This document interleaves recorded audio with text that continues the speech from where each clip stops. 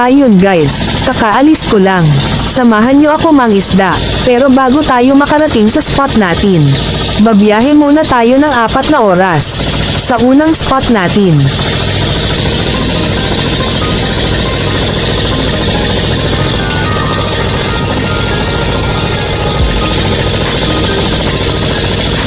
Ayun guys, habang nasa biyahe ako, nakasalubong ako ng 2 barko na magkasalubong.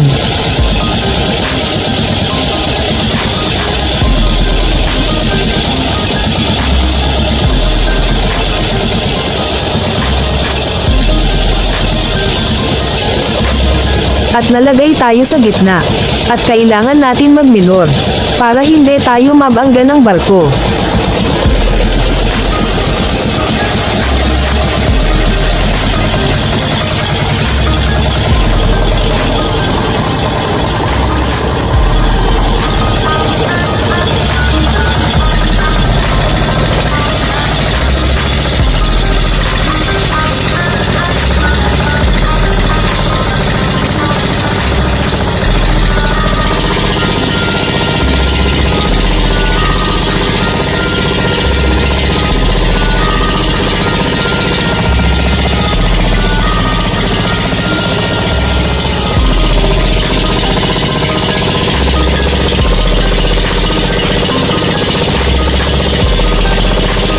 At ayun guys, libre na tayo. Tuloy ulit tayo sa biyahe.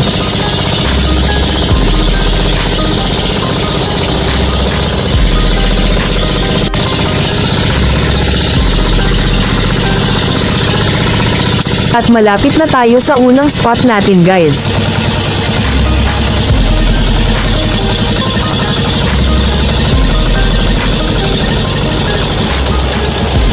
Tatali muna tayo dito, kasi nagutom ako sa biyahe.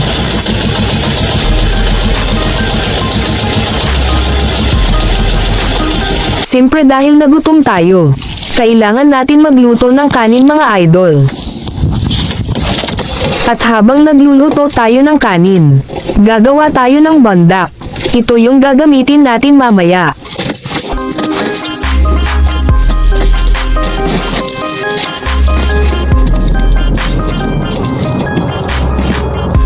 Dahil nagutom tayo kahit anong isda ang mahuli natin. Uulamin natin yan at siyempre kilawin kaagad para mabilis lang.